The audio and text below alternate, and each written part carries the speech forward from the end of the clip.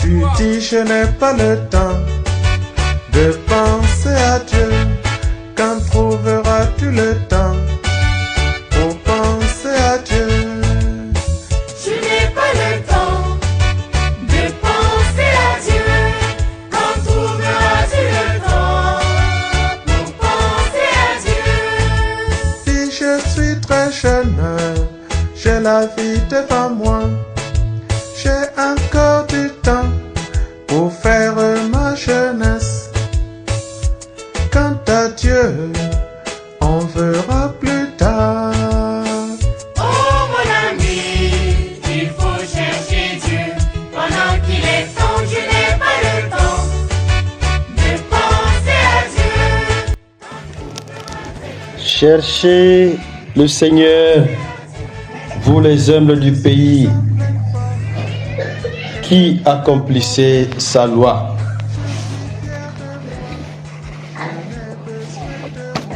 Nous dit Sophonie, et l'apôtre Saint Paul dans sa lettre aux Corinthiens nous dit aussi que la sagesse que nous avons est une folie aux yeux du monde. Il est une bonne sagesse, mais aux yeux du monde une folie, parce qu'elle est incompréhensible. Pour la comprendre, il faut que ceux qui sont du monde puissent s'initier à notre sagesse. Et l'Évangile nous parle aussi des béatitudes, comme nous le disons souvent, heureux, heureux, heureux. Ceux qui sont heureux, c'est-à-dire ceux qui auront la capacité de voir la face de Dieu. De tous ces textes, qu'est-ce que nous pouvons retenir comme l'idée maîtresse afin de la méditer maintenant et aussi la méditer durant toute la semaine? Je voudrais que nous méditons tous ensemble sur le thème « Les humbles courageux ». Les humbles courageux. Pourquoi humble courageux? Pour être véritablement humble toute sa vie, il faut être courageux. Si on n'est pas courageux, un jour dans ton humilité, quelqu'un pourra bien chercher à t'humilier davantage, à te discréditer, et voilà, tu pourras sortir un jour de ton orgueil d'homme ou de femme pour dire mais assez. Tu ne peux pas exagérer jusqu'à ce niveau. Et tout ça aussi c'est le courage. Dire assez, c'est aussi le courage. Être capable de vivre ce qui est essentiel, respecter tout le monde, être attentif à tout le monde, ça demande le courage. Pourquoi? Le fait simplement d'être attentif à telle ou telle personne pourrait t'apporter des ennuis. Et c'est pourquoi nous devons retenir aujourd'hui le thème « Les humbles courageux ». À travers ce thème, le Seigneur nous dit « Cherchez le Seigneur, vous tous les humbles du pays qui faites sa volonté. »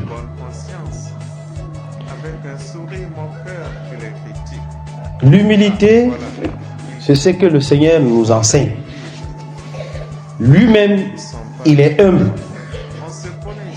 Le Seigneur Jésus, comme le dit les Actes des Apôtres, a passé en faisant du bien.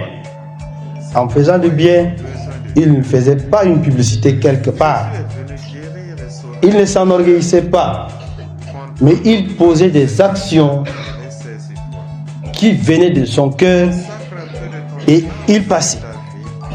C'était la foule, les autres qui étaient autour de lui, qui s'émerveillaient. Et je suis sûr que quelques-uns de ses disciples aussi s'enorgueillaient avec, pour dire que notre maître est l'unique qui fait des grandes œuvres. Et c'est cet exemple-là de Jésus-Christ qui nous est proposé aujourd'hui. Comment nous allons chercher Dieu? Chercher Dieu, ça s'explique dans les actions de chaque jour. Comment je mets mon cœur dans mon engagement de baptême? C'est cela qui est important. Parce qu'avant d'être baptisé, d'aucuns ont fait 3 ans, d'autres 4 ans, d'autres encore plus lax 6, jusqu'à 10 ans même. Ils ont fait la catéchèse. Ce qui veut dire que le minimum de la compréhension théologique et la compréhension des sens des choses ecclésiales, chacun d'entre nous en a. Et si un baptisé venait à me dire que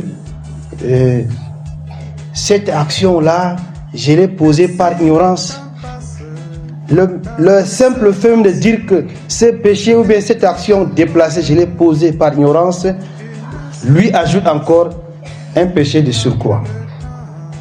Parce que nous avons le minimum de savoir qu'est-ce qui est bon, qu'est-ce qui est mauvais. La distinction entre ce qui est bien et ce qui est du mal. Mettre mon cœur dans mon engagement baptismal, c'est cela. Faire le bien. Respecter seulement les 10 commandements. Nous ne sommes pas à une catéchèse où je dois reprendre 1 jusqu'à 10. Sauf s'il y a des sympathisants qui ne savent pas, ils demanderont aux voisins. Ils vont leur expliquer après. Le 10, nous le savons. Mettre son cœur, c'est-à-dire aimer Dieu et aimer son prochain. C'est ça le résumé des 10 commandements. Et si on est capable de pleurer devant le prochain qui est devant nous, qui a besoin de l'aide, si nous sommes capables de pleurer devant le prochain qui est devant nous et on le voit, il est maltraité par d'autres personnes, c'est cela chercher Dieu. Là où il n'y a pas la paix, on se décarcasse pour y apporter la paix. Là où il n'y a pas de la justice, on fait un effort jusqu'au prix de sa vie. Souffrir s'il le faut pour y apporter la justice. Parce que ce n'est pas facile de dire à 20 personnes ou bien à 100 personnes de ton quartier pour dire que cette action que nous voulons décider là, c'est une action injuste vis-à-vis de telle famille ou bien de tel groupe. Ils vont te dire, mais tu te prends pour qui? Même le chef a déjà décidé. Toi, tu es qui pour contredire le chef? Tu es qui? Et pour tenir, il faut être humble et courageux. Il faut être capable de convaincre quelques personnes qui sont compréhensibles comme toi pour dire que cette action-là, elle est injuste et nous ne devons pas l'appliquer. C'est ça, chercher Dieu aussi. Quand nous faisons un effort de chercher la paix, quand nous faisons un effort de chercher la justice, la rétablir là où elle est déjà démolie, le Seigneur nous précède là-bas. Mais quand on a peur, on ne peut pas chercher Dieu. À certains stades là, il y a des obstacles humains qui se placent devant nous et on n'est plus capable d'avancer. Mais sauf les humbles et ceux qui sont courageux peuvent avancer. Chercher Dieu aussi, comme je l'ai expliqué de manière générale, c'est de s'associer en CB. Moi, j'ai dit premièrement, j'ai dit mon engagement à ma vie baptismale. Chercher Dieu. Je m'efforce. Aujourd'hui, le deuxième engagement aussi, avec lequel je cherche Dieu aussi, c'est mon attachement à ma CB. C'est là où je trouve ma force. C'est là où je puise mes intelligences. Dans une CB où on fait un bon partage,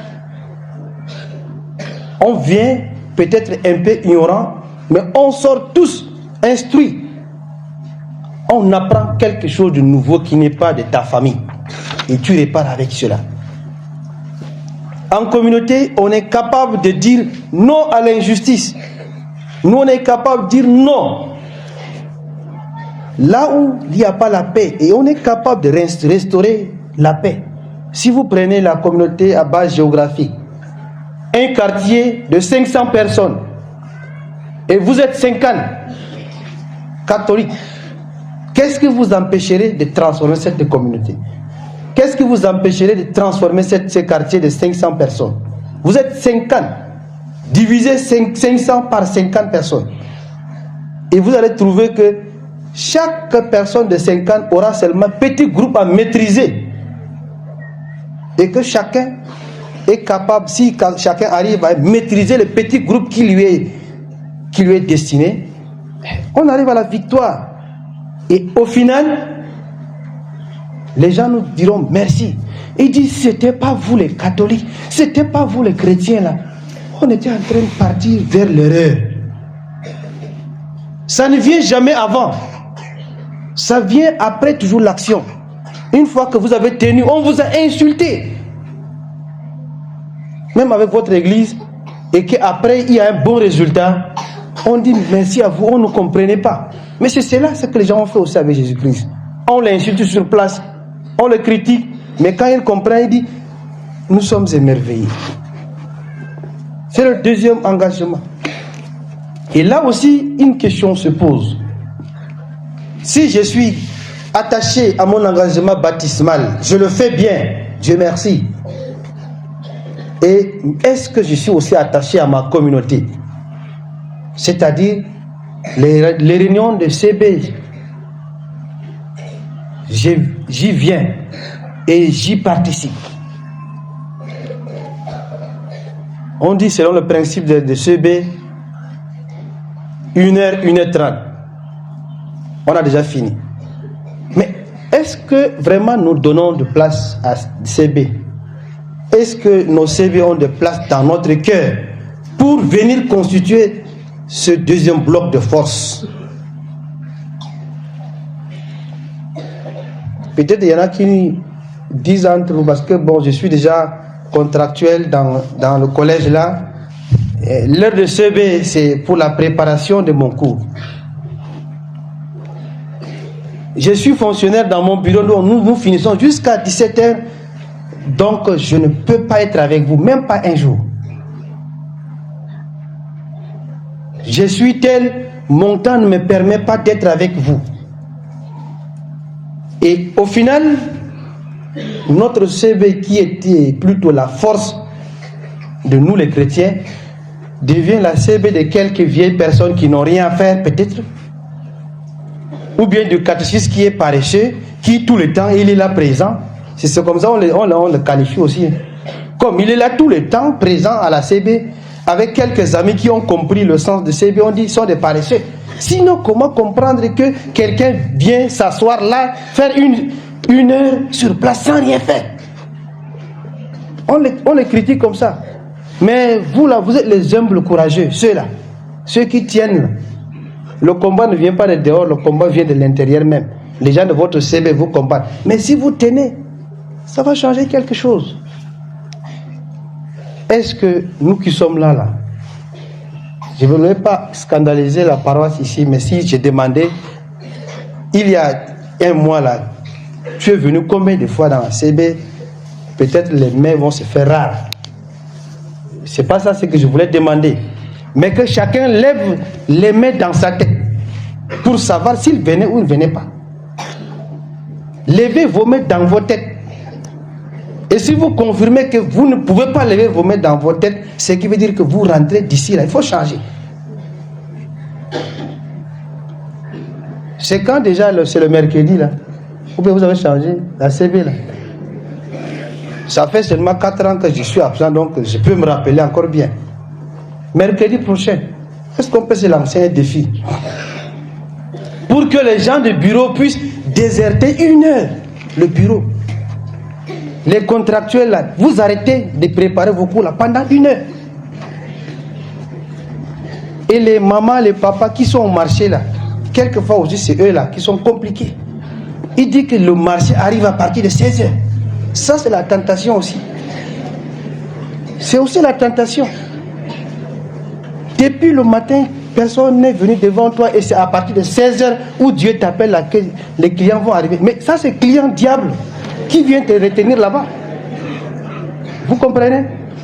Mais lui, il est capable d'inventer une histoire vraie qui te fait comprendre que c'est vrai. Mais en réalité, il est en train de retenir par derrière. Il dit oui, c'est à partir de 16h. Ça, on m'a dit ça à Moulkou. À partir de 16h, c'est là où les clients arrivent. Les uns, pour ne pas être carrément ingrates avec la CB, ils font comment? Ils prennent la bâche, ils ferment comme nos amis font souvent, ils vont à la prière là. Ils courent, ils viennent, ils s'asseyent comme ça à la CB. Parce qu'un pied est déjà prêt pour sortir. Il dit, mes choses sont au marché. Mais tu es venu pourquoi? Viens avec tout ton cœur, tout ton être pour discuter de ce qui ne va pas dans votre société, dans votre quartier. Et ensemble, on transforme. Et on finit avec une prière. Mais toi, tu viens d'un côté. Mais c'est mieux de rester là-bas que de ne même pas conclure. Un débat non conclu là n'est pas encore traité. Ça, c'est le deuxième engagement. Je crois que ça, au moins pour nous les catholiques là, il faut qu'on change un peu. On change un peu. Heureusement qu'il y a des gens qui, par exemple, je connais bien et qui me donnent la joie. Même devant leur foi là, moi, prêtre là, je ne peux rien faire. Des individus, des expatriés, je le connais bien. Quand il arrive dans un pays quelque part, le voisinage, il demande où se trouve le CB. L'heure de CB là, il coupe son heure de travail là-bas, il vient. Je voudrais vous dire, le combat, ça se fait toujours dans l'humilité. Si vous n'êtes pas capable de convaincre votre supérieur de bureau pour dire que sur toute la semaine là, il y a une heure là que je négocie avec toi pour mon Dieu là, il ne va jamais vous l'accorder. Dites-lui que mercredi là, s'il vous plaît, nous avons des choses vraiment très importantes. Et c'est ça même qui me tient pour que je fasse bien le travail pendant la semaine. Quel employeur qui va y refuser? Dis-lui 16 heures là. Si je manque là, je n'ai plus la force pour toute la semaine. Il va réfléchir 2 fois, il va dire bon, dans ce cas tu pars. Une heure ne peut pas transformer une société. Mais quand on est en groupe là, ça peut transformer. Je ne dirais pas les étudiants, mais c'est parce que peut-être c'est les anciens qui les retiennent là-bas. Ou bien d'autres aussi restent là-bas. Quand le cours finit, il tripatouille dans le quartier jusqu'à avant d'arriver et l'heure est passée. Il dit que j'étais à l'école, mais en réalité, il a fini à 15 heures.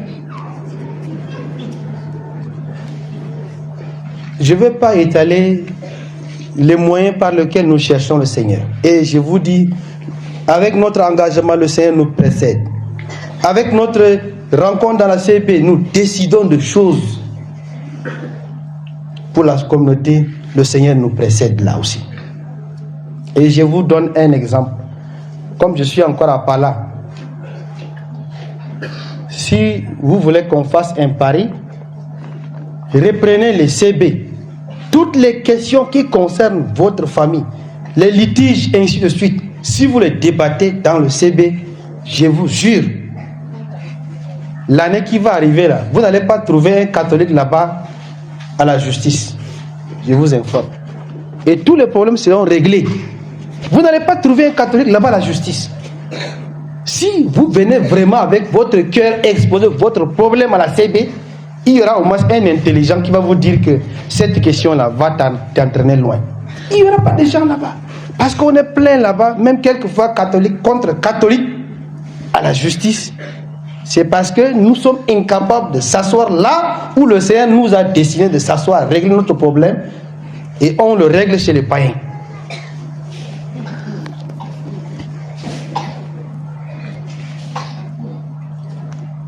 Et ce que je voulais dire pour terminer, c'est dire l'exemple d'être humble, courageux, qui cherche Dieu, c'est ce que le Seigneur nous a essayé de déballer dans les béatitudes. Et je crois que ça, là, certaines personnes se réjouissent dès qu'ils écoutent ces textes. Heureux les pauvres de cœur, heureux ceux qui pleurent, heureux les doux, heureux ceux qui ont faim, heureux les miséricordieux, heureux les cœurs purs, heureux les artisans de paix, heureux ceux qui sont persécutés. Il y a des chrétiens qui n'ont jamais compris ces textes-là. Dès qu'ils écoutent ça, là, ils sont contents. C'est comme s'ils sont proches du paradis déjà. Il dit ça là, on parle de moi. Ça, moi je ne suis pas loin du royaume des cieux. Non, c'est pas vrai. C'est destiné à ceux dont j'ai parlé là. Ceux qui accordent d'engagement. Jusqu'à même qu'on le persécute pour engagement baptismal. Ceux-là. On parle de ceux-là. On ne parle pas de toi qui es lâche. On parle de ceux qui sont capables de s'asseoir en communauté pour transformer la société. On parle de ceux-là. Point par point, heureux le pauvre de cœur, il ne s'agit pas de la pauvreté matérielle. Il semble qu'on avait expliqué de cette manière. Ce n'est pas la pauvreté matérielle. On dit pauvreté de cœur. C'est le cœur qui est pauvre. C'est ça. C'est pas telle ou telle autre personne qui est pauvre et que le Seigneur est venu pour lui. Ce n'est pas ça. Il y a des gens qui se font pauvres exprès pensant que Jésus est venu pour eux. Il n'est pas venu pour vous. Si tu marches avec un pantalon déchiré pour que les gens voient que tu es pauvre et que le Seigneur va avoir pitié de toi, ça tu as menti. Si tu restes là sans rien faire, tu veux être pauvre éternellement pour que les gens puissent t'assister et que tu sais que ton royaume est déjà assuré. Mais là tu as tapé à côté. Oui, mais le jour si tu arrives au ciel et que lui il a dit que comme tu n'as fait aucune charité, ton grenier n'est pas rempli, rentre, tu vas faire comment? C'est là-bas que tu vas dire que le prêtre a mal interprété la parole de Dieu, c'est ça? Il a dit que Jésus est venu pour nous les pauvres et maintenant comment toi tu dis que je ne suis pas parmi ceux-là? Non, ce n'est pas cette pauvreté-là. Si c'est compris ainsi là, à partir d'aujourd'hui il faut qu'on change. Oui, je sais que c'est compris de cette manière. Surtout pour nous les Tchadiens. Parce que parmi nous, il y a des gens qui ne sont pas Tchadiens. Le Tchadien, le chrétien catholique tchadien, pour lui, être un bon chrétien, c'est être pauvre. Si c'est la Bible ici là, qui vous a dit là, c'est pas vrai. Si c'est une personne qui vous l'a dit, peut-être c'est vrai, il vous a trompé. Pourquoi? Certains qui ne veulent pas faire d'efforts, quand ils voient un catholique faire un peu d'efforts, ils badigeonnent un peu sa maison, c'est beau plus que le quartier, on dit Rose-Croix. C'est un catholique qui dit à un catholique que lui là, il est entré dans Rose-Croix. Et s'il monte encore un villa avec 2 voitures dedans, il dit que ses parents qui sont morts depuis là, c'est lui qui les a tués pour être riche. Ça c'est dans notre mentalité catholique. Tant qu'on n'enlève pas là, nous allons demeurer pauvres sous les hangars comme ça, vilain là. Ça là, si on n'enlève pas là, je vous dis que moi, je suis sûr que je ne vais pas mourir tout de suite, non. Le hangar si là, si on ne change pas cette mentalité, 20 ans ça va être là. Et si j'ai la possibilité encore de vous dire la messe, je vais reprendre ça. Au moins ceux qui seront comme ça, ils seront encore adultes. Mais les vieux seront avec bâton, ils vont dire qu'il nous a dit ça. Ça, je vous dis. Ça, c'est partout dans le quartier comme ça. On dit, un catholique ne peut pas être riche. Il ne peut pas être un grand commerçant de par là. Ça, c'est un sorcier. Tant que nous-mêmes, on n'arrive pas à se mettre derrière les gens qui se battent pour leur dire que lui, là, on a vu sa sueur, on ne va pas évoluer. Tout catholique qui évolue, on dit que c'est un sorcier. Pourquoi? Parce que la grande partie des autres catholiques, ils restent à bras croisés avec des pantalons trouvés ici et les pains sautés pour attendre le Seigneur qui viendra sauver les pauvres. Ça, vous avez menti. Déplacez-vous, allez dans d'autres pays. Ce sont les catholiques qui tiennent le pays avec richesse. Économie, c'est eux. Politique, c'est eux. Le culturel, c'est eux. Nous, ici, on est trop en retard. Bon, là, je parle au moins à vous, les gens de la cathédrale, non? Les cathédraux. Parce que si vous changez la mentalité, nous les villageois, on va venir ici pour les pèlerinages, on va apprendre de bonnes choses. Vous venez ici, là, les voitures sont pleines comme ça, on va dire, mais ça c'est l'évangile qu'on nous a annoncé à Gamay, là. Les voitures pleines ici. Il y a des gens qui aura des parquets, là, qui vont arranger les voitures comme ça. Les V8, tout ça. Si vous ici, là, vous qui débrouillez un peu, un jour tu viens avec V8 ici, là, on va sortir là, on regarde comme ça, il dit, Quel est le Rosicrucien qui est arrivé aujourd'hui? C'est comme ça, nos frères catholiques, là, quand ils viennent au village avec leur V8, là, ils prennent le soin de caler là-bas, ils montent derrière le moto, ils viennent ici. Vous avez vu un jour V8 garé ici? Le gars, il est rentré dans N'Djamena avec V8, mais il gare à la maison parce qu'il risque d'être taxé Rosicrucien. Et il y en a aussi, ils ont peur de donner, quand vous voulez, on cotise pour construire un hangar, faire ceci. Il a même peur de vous donner 1 million. Parce que si ça sort 1 million, il y aura une rencontre de CB sans lui. Il dit qu'il a trouvé les 1 million où? Je vous dis, il y aura une rencontre de CB, on va faire tout pour l'exclure, on va parler de 1 million. Il a trouvé ça où? Ou bien, il veut nous humilier, ou bien, il veut dire que nous on n'a rien, ou bien, il y a les pauvres courageux comme ça qui sont là, ils veulent donner, mais l'environnement austère de la CB l'empêche de donner. Et quelquefois, il vient tranquillement, il donne au curé, il dit, ne me prononce pas mon nom. Ce qui veut dire que nous qui réfléchissons de cette manière-là, nous sommes pauvres plus que le pauvre qui ne mange pas une fois par jour. Et cette pauvreté-là, si nous l'abandonnons là où nous l'avons apprise, on va changer la société.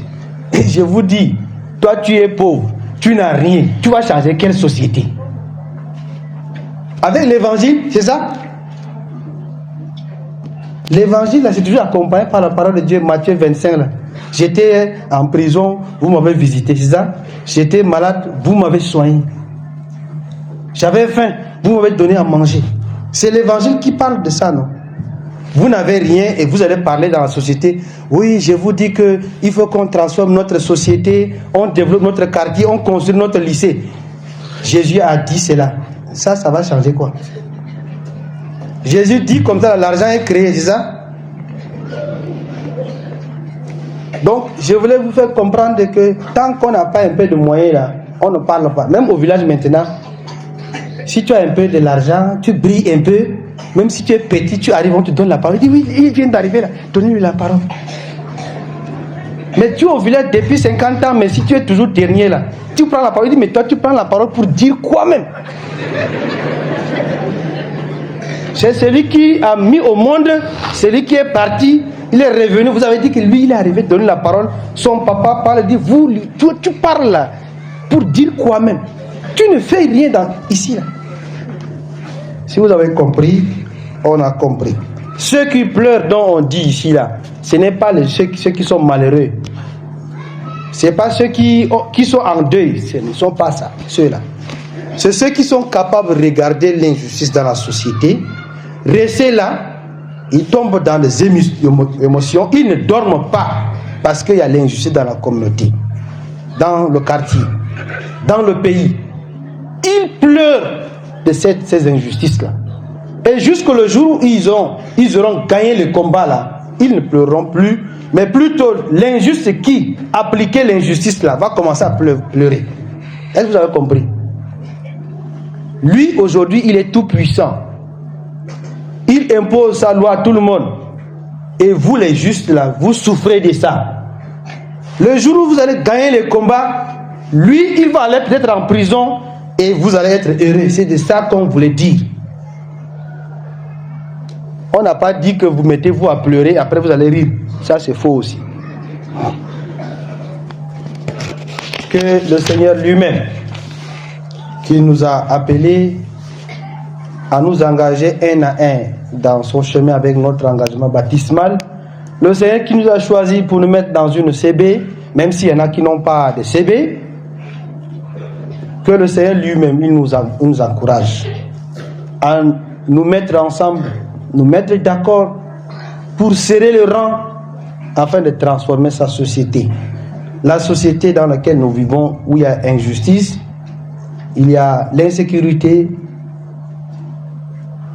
tout ce que vous connaissez, que ce Seigneur nous donne la force de lutter efficacement contre ces injustices pour que nous tous, à la fin, nous ayons le sourire aux lèvres.